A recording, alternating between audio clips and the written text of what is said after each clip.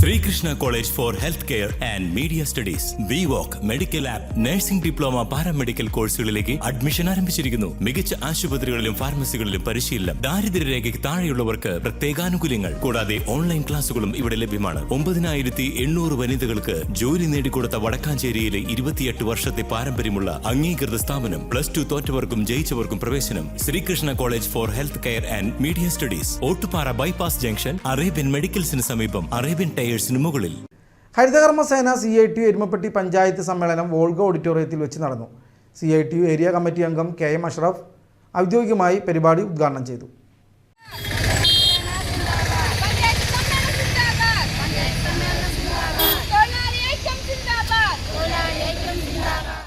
ഒരു എസൻഷ്യൽ സർവീസായി, അവശ്യ സർവീസായി മാറിയ കേരളത്തിലെ പ്രധാനപ്പെട്ട ഒരു മേഖല എന്നുള്ള നിലയ്ക്ക് ഹരിതകർമ്മസേനയുടെ പ്രവർത്തനം കുറച്ച് കാലങ്ങളായി നമ്മുടെ കേരളത്തിൽ നല്ല രീതിയിൽ നടന്നുകൊണ്ടിരിക്കുകയാണ്.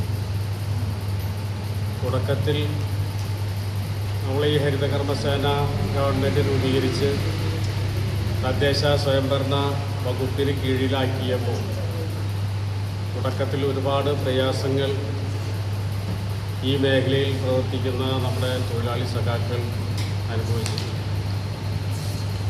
പൂർണ്ണമായും സ്ത്രീ തൊഴിലാളികളാണ് ഇതിനകത്ത് ഉള്ളത് എന്നുള്ളത് കൊണ്ട് തന്നെ ഈ പുതിയ സംരംഭത്തെ വീടുകളിൽ നിന്ന് ആവശ്യമില്ലാത്ത പ്ലാസ്റ്റിക് ഉൽപ്പന്നങ്ങൾ, അതുപോലെ തന്നെ നമ്മുടെ ഗുളികകളുടെ കവറുകൾ, നാനാവിധങ്ങളായിട്ടുള്ള ആവശ്യമില്ലാത്ത വസ്തുക്കൾ വഴിയിലും വീടിൻ്റെ പരിസരത്തുമെല്ലാം ഉപേക്ഷിച്ച് അതിലൊരു സുഖം കണ്ടിരുന്ന അല്പം ജനങ്ങളായി എങ്കിലും നമ്മുടെ നാട്ടിലുണ്ടായി.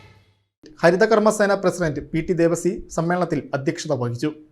ബ്ലോക്ക് പഞ്ചായത്ത് മെമ്പർ സ്വപ്ന പ്രദീപ്, ഫസിയ, വിധുബാല എന്നിവർ ചടങ്ങിൽ പങ്കെടുത്ത് സംസാരിച്ചു. പഞ്ചായത്തിലെ ഹരിതകർമ്മസേനയുടെ പ്രവർത്തനങ്ങൾ കൂടുതൽ ശക്തിപ്പെടുത്തുന്നതിനെക്കുറിച്ചും തൊഴിലാളികൾ നേരിടുന്ന വിവിധ വിഷയങ്ങളെക്കുറിച്ചും സമ്മേളനത്തിൽ സജീവ ചർച്ചകൾ നടന്നു. സമ്മേളനത്തിൽ വെച്ച് സംഘടനയുടെ പുതിയ ഭാരവാഹികളെയും തെരഞ്ഞെടുത്തു. PT Devasi president, Sheeja Suresh vice president, VK Safiya secretary, KG Babitha joint secretary, KV Jayasudha treasurer എന്നിവരാണ് പുതിയ ഭാരവാഹികൾ.